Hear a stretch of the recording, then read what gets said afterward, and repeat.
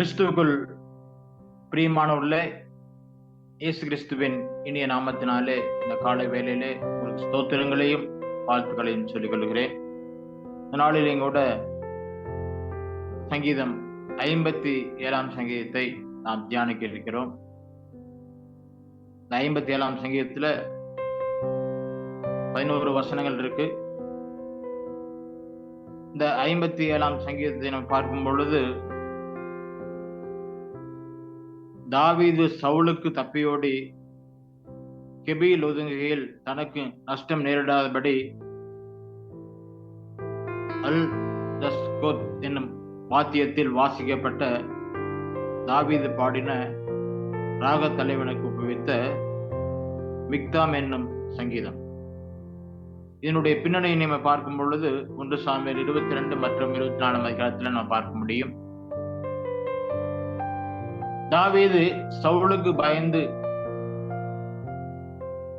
அவர் அப்துல்லாம் குகையில மற்றும் வனாந்தரங்களில காடுகளில அவர் ஒளிந்து கொண்டிருப்பதை நம்ம பார்க்க முடியும். இந்த வேளையிலே கூட இந்த தாவீது சங்கீதம் ஒரு நெருக்கத்தின் சங்கீதமாக இருக்கிறது. அவர் தன்னுடைய சத்துருக்களினாலே நெருக்கப்படுகையில் அவர் பாடின ஒரு சங்கீதம் 57 சங்கீதம். இந்த சங்கீதத்தில் நம்ம பார்க்கும் பொழுது, முதல்ல தாவீது தேவனை நோக்கி விண்ணப்பம் செய்கிறார். இரண்டாவது, தாவீது தேவன் மேலே நம்பிக்கையா இருக்கிறார். மூன்றாவது, தாவீது தேவனை துதிக்கிறார். 3 பகுதிகளாக இந்த சங்கீதத்தை நம்ம பிரிக்க முடியும்.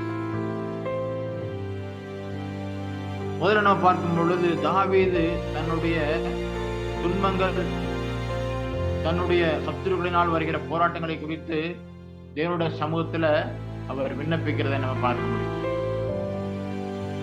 தாவீது சொல்றாரு, ஆண்டவரே, விக்னங்கள் எனக்கு பெருகி இருக்கிறது, துன்பங்கள் பெருகி இருக்கிறது, சத்துருக்கள் என்னை விழுங்க பார்க்கிறார்கள்,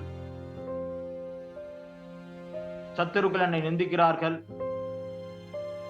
என் ஆத்துமா சிங்கங்கள் நடுவில் இருக்கிறது, என் கால்களுக்கு கண்ணி வைக்கிறார்கள், எனக்கு விரோதமாக புலி வெட்டுகிறார்கள், எனக்கு விரோதமாக சத்துருக்கள் பேசுகிறார்கள், என்னுடைய ஆத்மா மிகவும் தோய்ந்து போயிற்று, நான் மிகவும் துக்கத்தோடு இருக்கிறேன் என்று சொல்லி தாவீது தன்னுடைய மன பாரங்களை, தன்னுடைய கவலைகளை, தன்னுடைய பிரச்சனைகளை தேவனுடைய சமூகத்துல அவர் சொல்லுகிறத நம்ம பார்க்க முடியும். சத்துருக்களினால வருகிற அநேக போராட்டங்கள், அநேக பாடுகள், அநேக உபத்திரவங்களை தாவீது நம்பிட்டாரு. தேவனுடைய சமூகத்துல அவர் சொல்றார். வேதவசனம் போட்டுக்கிறது, நீதிமானுக்கு துன்பங்கள் 1000 இருந்தாலும் கூட கர்த்தர் அவனை விடுவிக்கிறார் என்று சொல்லி நம்ம சங்கீதம் 34 சங்கீதத்தில் நம்ம பார்க்க முடியும். அதனால இங்க பாத்தீங்கன்னா, தாவீதிற்கு எதிர்மறையான சூழ்நிலைகள் அதிகமாக காணப்படுகிறது.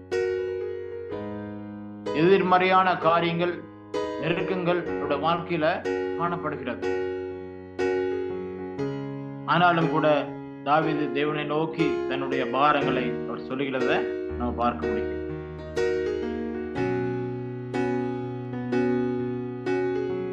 ஒரு சிறிய கதை நம்ம பார்க்கும் பொழுது, ஒரு மனிதன் தனக்கு அடிக்கடி எதிர்மறையான எண்ணங்கள் வந்து கொண்டிருக்கிறது.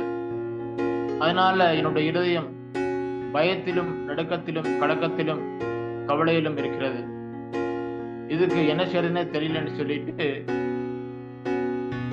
ஒரு ஞானிகிட்ட ஒரு ஆலோசனை கேட்கிறார். அதனால எனக்கு சமாதானம் இல்லைன்னு சொல்லி ஒரு ஞானிகிட்ட ஆலோசனை கேட்கிறார். இந்த ஞானி சொல்றாரு, திரும்பி பார் அப்படின்னு சொல்றாரு. அவர் திரும்பி பார்க்கும் பொழுது அந்த சோளக்காட்டு நடுவில் ஒரு சோளக்காட்டு பொம்மை இருக்கு. உடனே அந்த ஞானி சொல்றாரு, இந்த சோளக்காட்டு பொம்மை நடக்க முடியுமா, பேச முடியுமா, அதுக்கு உயிர் இருக்குதான்னு சொல்லி கேட்கிறாரு. அதுக்கு சொல்றா, சோளக்காட்டு பொம்மைக்கு நடக்க முடியாது, பேச முடியாது, உயிர் இல்லை. ஆனாலும் கூட சோளக்காட்டு பொம்மையை பார்த்து இந்த பறவைகள் வந்து நம்மட்டது பயந்துட்டு இந்த காட்டுக்குள்ளே வராம இருக்கு. காட்டுக்குள்ளே வராம இருக்கு. அதே மாதிரி இந்த சோளக்காட்டு பொம்மை வந்து ஒரு டம்மி. அதே மாதிரிதான் நம்முடைய மனதில் தோன்றுகிற எதிர்மறையான எண்ணங்கள் வந்து ஒரு டம்மியாக இருக்கிறது. அது வந்து ஒன்றுக்கும் செயல்படாத ஒரு காரியமா இருக்கிறது. அந்த செயல்பட முடியாத அந்த எதிர்மறையான எண்ணங்களை நம்ம நினைச்சு பயப்படக்கூடாது, கவலைப்படக்கூடாதுன்னு சொல்லி அந்த ஞானி அவர்கிட்ட சொல்றார். இன்னைக்கு அநேக நேரங்கள்ல நம்முடைய எதிர்மறையான எண்ணங்கள் நம்மை பயமுறுத்தி கொண்டிருக்கும். நம்முடைய இதயத்துல பயங்களையும், கவலைகளையும், கலக்கங்களையும், துன்பங்களையும் கொண்டு வரும். ஆனால் கூட கர்த்தர் மேல் நம்பிக்கையா இருக்கிறவர்களுக்கு இந்த எதிர்மறையான எண்ணங்கள் ஒன்றும் செய்ய முடியாது. சோளக்காட்டு பொம்மை பார்த்து பறவைகள் எப்படி பயப்படுதோ அதே மாதிரி அநேக நேரங்களில் மனிதர்கள் வந்து இந்த எதிர்மறையான எண்ணங்களை பார்த்து அவங்க பயந்துட்டு இருக்கிறாங்கன்னு சொல்லி அந்த ஞானி சொல்றார். அதனால கிறிஸ்துவில் பிரியமானவர்களே, நம்முடைய வாழ்க்கையில எதிர்மறையான எண்ணங்கள் வரும் பொழுது நம்ம நேர்மறையாக நம்ம சிந்திக்க வேண்டும். நம்ம தேவன் மேல நம்பிக்கையா இருக்க வேண்டும். என்னாகமம் 13ஆம் அதிகாரத்தில் நம்ம பார்க்கும் பொழுது அங்க மோசே வந்து 12 தலைவர்களை கானான் தேசத்துக்கு வேவு பார்க்க அனுப்புறாரு. அனுப்பும் பொழுது அங்க 10 பேர் வந்து பாத்தீங்கன்னா எதிர்மறையான எண்ணங்களை சொல்றாங்க. அந்த கானான் தேசத்துக்கு நம்ம போக முடியாது, அதை பிடிக்க முடியாது, இங்க சத்துருக்கள் நிறைந்திருக்கிறாங்க, அவங்கள நம்ம ஜெயிக்க முடியாது அப்படின்ட்டு நம்ம அவங்கள கொண்டு போடுவாங்க, நம்மளை கொண்டு போடுவாங்க அப்படின்ட்டு ஒரு எதிர்மறையான எண்ணங்கள் 90% அவங்க சொல்லிட்டு இருக்கிறாங்க. 12 பேர்ல 10 பேர் வந்து எதிர்மறையான எண்ணங்களே சொல்லிட்டு இருக்கிறாங்க. ஆனா யோசுவாவும் காலேப் வந்து கர்த்தர் நம்ம மேல் பிரியமா இருந்தால் இந்த பாலும் தேனும் ஓடுகிற தேசத்தை நமக்கு கொடுப்பார். கர்த்தர் அந்த தேசத்தை நமக்கு கொடுப்பேன் என்று சொல்லி அவர் வாக்கு பண்ணியிருக்கிறார். அதனால நம்ம சத்துருக்களை பார்த்து பயப்பட வேண்டிய அவசியம் இல்லை. நம்ம சூழ்நிலை பார்த்து பயப்பட வேண்டிய அவசியமே இல்லை. கர்த்தர் வாக்கு பண்ணியிருக்கிறார், கர்த்தர் நிச்சயமாக செய்து முடிப்பார் அப்படிங்கிற ஒரு விசுவாசம் அவங்களுக்கு இருந்தது. கிறிஸ்து பிரியமானவர்களே, நம்முடைய வாழ்க்கையிலும் கூட அநேக நேரங்கள்ல நமக்கு எதிர்மறையான எண்ணங்கள் வரும் பொழுது நம்ம அதை பார்த்து கவலைப்படாதபடி, துக்கப்படாதபடி, பயப்படாதபடி நம்ம தேவன் மேல் நம்பிக்கையா இருக்க வேண்டும் என்று சொல்லி தேவன் விரும்புகிறார். அதனால தொடர்ந்து நீங்க பாத்தீங்கன்னா அங்க தாவீது என்ன பண்றாரு, தேவனுடைய சமூகத்துல அவங்க விண்ணப்பிக்கிறார். தேவனுடைய சமூகத்துல வந்து அவர் வந்து விண்ணப்பிக்கிறார். அவர் எப்படி விண்ணப்பிக்கிறார்னா, என் ஆத்துமா உம்மை அண்டிக் கொண்டிருக்கிறது, என்னுடைய ஆத்துமா உம்மை அண்டிக் கொண்டிருக்கிறது. ஆண்டவரே, நீரே என் அடைக்கலம், நீரே என் கோட்டை, நீரே என் பலன், நீரே என் துருக்கம். அதனால என்னுடைய ஆத்துமா உம்மை அண்டிக் கொண்டிருக்கிறது. அதுதான் அவருடைய ஜெபம். இரண்டாவது, ஆண்டவரே, உமது சட்டைகளின் நிழலிலே நான் வந்து அடைவேன், உம்முடைய சட்டைகளின் நிழலிலே நான் வந்து அடைவேன் என்று சொல்லி அவர் சொல்றார். கோழி தன் குஞ்சுகளை தன்னுடைய சட்டைகளிலே காப்பது போல கர்த்தர் நம்மை ஒவ்வொரு நாளும் பாதுகாக்கிறார், பராமரிக்கிறார், போஷிக்கிறார். ஆகவே இந்த கோழி வந்து பாத்தீங்கன்னா அந்த கழுகு வரும் பொழுது பாத்தீங்கன்னா அந்த எல்லா குஞ்சுகளையும் தன்னுடைய சட்டையிலே மறைத்து அது பாதுகாக்கிறது. சட்டையில மறைத்து அது பாதுகாக்கிறது. அதே வண்ணமாக ஆண்டவர் என்ன பண்றாரு, தாவீதை தம்முடைய சட்டைகளின் நிழலிலே மறைத்து அவர் பாதுகாக்கிறார். அதனாலதான் தாவீது என்ன சொல்றாருன்னா, உமது சட்டைகளின் நிழலில் நான் வந்து அடைவேன், அதுதான் எனக்கு பாதுகாப்பான இடம், அதுதான் எனக்கு பாதுகாப்பான இடம்னு சொல்லி என்ன சொல்றாரு, உமது சட்டைகளின் நிழலில் நான் வந்து அடைவேன் என்று சொல்லி அவர் சொல்றார். அடுத்து அவர் பண்ண போற விண்ணப்பம் என்ன கேட்டீங்கன்னா, 2வது வசனத்துல, எனக்காக யாவையும் கர்த்தர் செய்து முடிப்பார். அதான் அவர் 3வது விண்ணப்பம். கர்த்தர் எனக்காக யாவையும் செய்து முடிப்பார், அதுதான் அவருடைய 3வது விண்ணப்பம். பாருங்க, அவருடைய நம்பிக்கை வந்து கர்த்தர் எனக்காக செய்கிற தேவன், எனக்காக செய்து முடிக்கிற தேவன் அப்படிங்கிற ஒரு விசுவாசம் அவருக்கு மிகவும் உறுதியா இருந்தது, எனக்கு உறுதியா இருந்தது. அதனால நம்முடைய வாழ்க்கையிலும் கூட அவர் நமக்காக யாவையும் செய்து முடிக்கிற தேவனா இருக்கிறார், நம்பிக்கையின் தேவனா இருக்கிறார் சொல்லி நம்ம பார்க்க முடிகிறது. அது மாத்திரமல்ல, அடுத்து அவர் செய்யக்கூடிய விண்ணப்பம் என்னன்னு கேட்டீங்கன்னா, கர்த்தர் எனக்கு பரலோகத்திலிருந்து ஒத்தாசை அனுப்புவார், அனுப்பி என்னை ரட்சிப்பார். 3ஆம் வசனத்துல அவர் சொல்றாரு, கர்த்தர் எனக்கு வந்து என்ன பண்ணுவாரு, பரலோகத்திலிருந்து அவர் ஒத்தாசை அனுப்பி அவர் என்னை ரட்சிப்பார். அதுதான் அவருடைய நம்பிக்கை. அதுதான் அவருடைய நம்பிக்கை. எனக்காக யாவையும் செய்து முடிப்பார், எனக்காக பரலோகத்திலிருந்து ஒத்தாசை அனுப்பி என்னை ரட்சிப்பார். அதுதான் தாவீதுடைய விசுவாசமா இருந்தது. கிறிஸ்து பிரியமானவர்களே, ஒரு கதை பார்க்கும் பொழுது ஒரு ஒரு பிசினஸ்மேன், ஒரு வியாபாரி வந்து பாத்தீங்கன்னா, தன்னுடைய தொழில் நஷ்டத்தினால ஒரு பார்க்ல வந்து உட்கார்ந்து ரொம்ப சோகமாக, ரொம்ப துக்கமாக உட்கார்ந்து இருந்தாராம். அங்க வந்த ஒரு கோட் சூட் போட்டு ஒரு பெரியவர் அந்த வாக்கிங் வந்திருக்கிறாரு. அவர் வந்து அவரை பார்த்து விசாரிக்கிறார், என்னப்பா ரொம்ப சோகமா உட்கார்ந்துருக்கிற, என்ன விஷயம்னு சொல்லி அவர் விசாரிக்கிறார். விசாரிக்கும் பொழுது, எனக்கு வியாபாரத்துல பெரிய நஷ்டமாயிட்டு, லாஸ் ஆயிடுச்சு, அதனால நான் துக்கத்தோடு கவலையோடு நான் உட்கார்ந்துருக்கேன்னு சொல்லி சொன்னார். உடனே அவர் வந்து தன்னுடைய பாக்கெட்ல இருந்து ஒரு செக் எடுத்து கொடுத்து, இதை நீ வச்சுக்கோ அப்படின்னு சொல்லிட்டு அவர் போயிட்டு, நான் 1 வருஷம் கழிச்சு வருவேன், அப்ப வந்து உன்னை சந்திக்கிறேன், இதை வச்சுக்கோன்னு சொல்லி போயிட்டார். போனதுக்கு அப்புறம் ஒரு செக்கை திறந்து பார்க்கும் பொழுது, அதுல 1 கோடி ரூபாய் உள்ள ஒரு பெரிய செக், ஒரு அமௌண்ட். அதை பார்த்தோன்னா அவருக்கு ரொம்ப ஆச்சரியம். உடனே அங்க பக்கத்துல இருக்கிறவங்கள விசாரிக்கிறாரு, யாருங்க அப்படின்னு சொல்லி கேட்கும் பொழுது, ஒரு பெரிய பணக்காரர், டாடா பிர்லா மாதிரி ஒரு பெரிய பணக்காரர் அப்படின்னு சொல்லியிருக்காங்க. உடனே அவருக்கு சந்தோஷம் தாங்க முடியல. உடனே அவர் என்ன பண்றாரு, அந்த செக்கை கொண்டு போயிட்டு தன்னுடைய பீரோல பத்திரமா வச்சிருக்காரு. ஏன்னா ஒரு பெரிய பணக்காரர், இந்த பகுதியில பெரிய பணக்காரர், டாடா பிர்லா மாதிரி பெரிய பணக்காரர். அதனால இந்த செக்கை நான் வந்து செலவு பண்ண மாட்டேன், நான் பத்திரமா வச்சிருப்பேன்னு சொல்லி பீரோவில் கொண்டு போய் பத்திரமா வச்சுட்டு தொடர்ந்து தன்னுடைய வியாபாரத்துல அவர் முழு மூச்சாக கடினமாக உழைத்து அவர் வந்து என்ன பண்ணாரு, முன்னேறார். ஒரு வருடம் கழித்து அதே பார்க்கில் அவர் பார்க்கிறாரு, அவர் சந்திக்கும் பொழுது, ஐயா நீங்க கொடுத்த அந்த 1 லட்சம் ரூபாய், 1 கோடி ரூபாய் செக்கு நான் பத்திரமா வச்சிருக்கிறேன், நீங்க இதை வச்சுங்கன்னு சொல்லிட்டு அவர் நன்றி சொல்றார். உடனே அவர் சொல்றாரு, பெரியவர் சொல்றாரு, நான் டாடா பிர்லாவும் கிடையாது தம்பி, இந்த செக்கு உண்மையான செக்குங்க கிடையாது தம்பி, ஆனாலும் கூட இந்த செக்கை நீ வாங்கினதுக்கு அப்புறம் உன்னுடைய உள்ளத்துல ஒரு பெரிய நம்பிக்கை உனக்கு வந்தது, உனக்கு ஒரு பெரிய நம்பிக்கை இந்த செக்கு உனக்கு கொடுத்தது. அந்த நம்பிக்கையை வச்சு வந்து நீ மறுபடியுமாக, நீ தொழில நஷ்டமா இருந்த, வியாபாரத்தில் நஷ்டமா இருந்த நீ மறுபடியுமாக இந்த நம்பிக்கையின் மூலமாக என்ன பண்ண, நீ ஜெயிச்சிட்ட. அதனால இந்த நம்பிக்கை உனக்கு வர வேண்டும் என்பதற்காகவே நான் அந்த செக்கை உனக்கு கொடுத்தேன்னு சொல்லி அவர் சொன்னார். கிறிஸ்துவுக்கு பிரியமானவர்கள, இந்த காரியத்துல நம்ம தெரிந்து கொள்ள வேண்டிய ஒரு காரியம் என்ன கேட்டீங்கன்னா, தாவீது பரலோகத்திலிருந்து கர்த்தர் எனக்கு ஒத்தாசை அனுப்புவார், அதுதான் அவருடைய நம்பிக்கையா இருந்தது.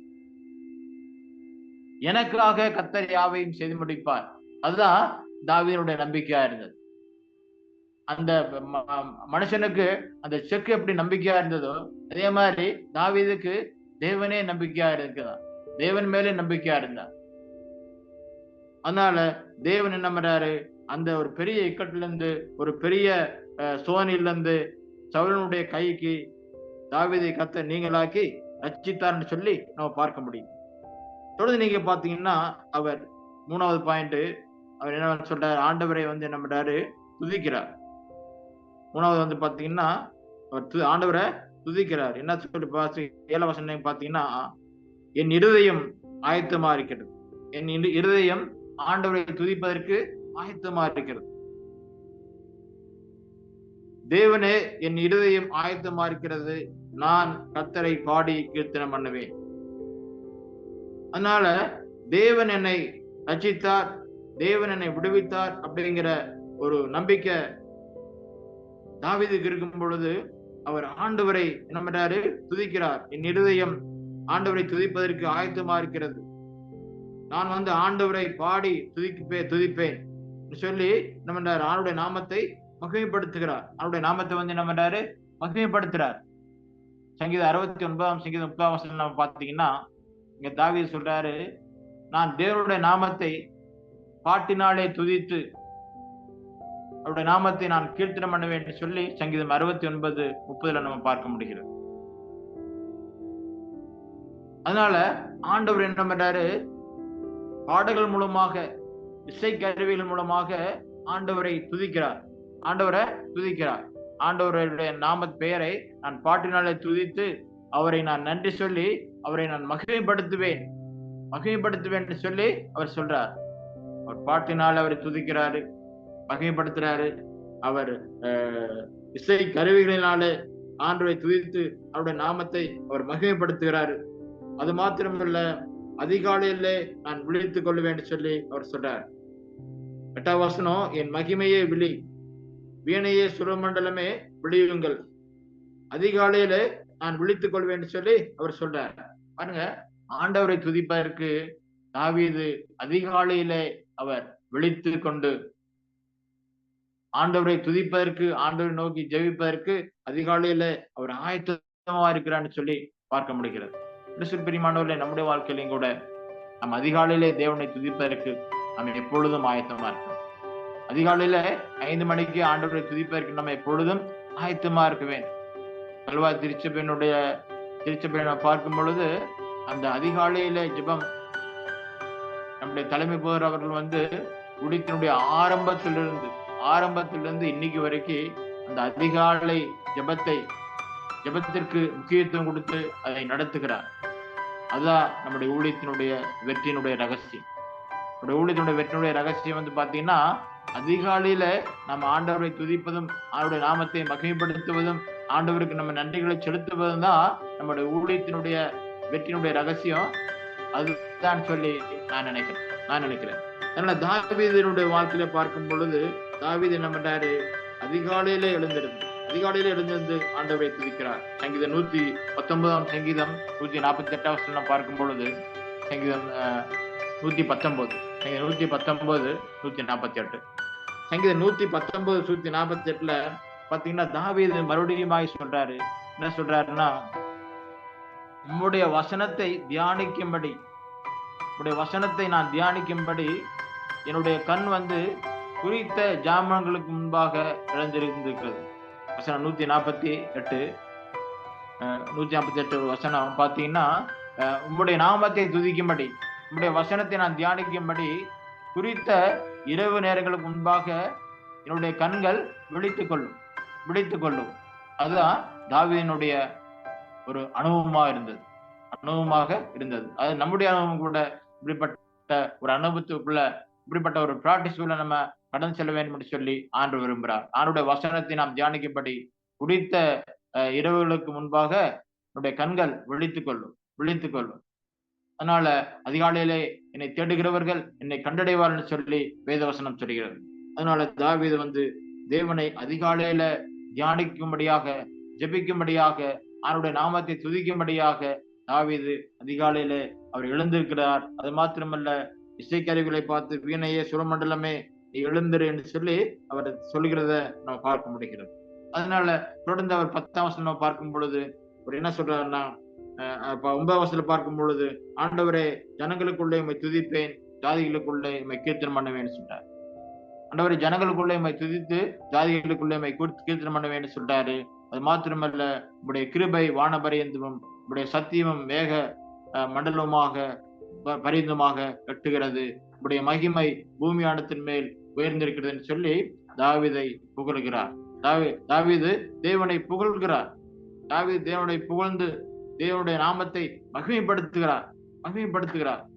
கிறிஸ்துவில் பிரியமானவர்களே, மலைகள் விலகினாலும் பர்வதங்கள் நிலை பெயர்ந்து போனாலும் என் கிருபை உன்னை விட்டு விலகாமல் இருக்கும் என்று சொல்லி நம்முடைய கர்த்தர் நம்மை பார்த்து சொல்கிறார். அதனால ஆண்டுடைய கிருபையும் ஆண்டுடைய சத்தியமும் நமக்குள்ள இருப்பது, தேவனுடைய இரக்கமும் நமக்குள்ள இருப்பதனால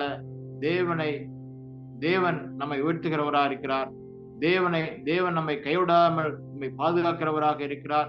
தேவன் அநேக சத்துருக்களுடைய போராட்டங்களுக்கும், அநேக சாத்தானுடைய போராட்டங்களுக்கும், அநேக வியாதிகளுக்கும், அநேக பலவீனங்களுக்கும் நம்மை விடுவிக்கிற தேவனா இருக்கிறார். வேதவசனம் சொல்கிறது, உங்கள் விசுவாசமே உலகத்தை ஜெயிக்கிற ஜெயம் என்று சொல்லி. அதனால நம்முடைய விசுவாசம் உலகத்தை ஜெயமாக இருக்கிறது. தாவீது தன்னுடைய வாழ்க்கையில அவர் ராஜாவாக அபிஷேகம் பண்ணப்பட்டிருந்தாலும் கூட தன்னுடைய வாழ்க்கையில அநேக வருடங்கள் அவர் வனாந்தரத்துல பாடுகள் வழியாக, துன்பங்கள் வழியாக அவர் கழித்தார். ஆனாலும் கூட தேவன் தாவீதை ஏற்ற காலத்துல உயர்த்தினான்னு சொல்லி பார்க்கிறோம்.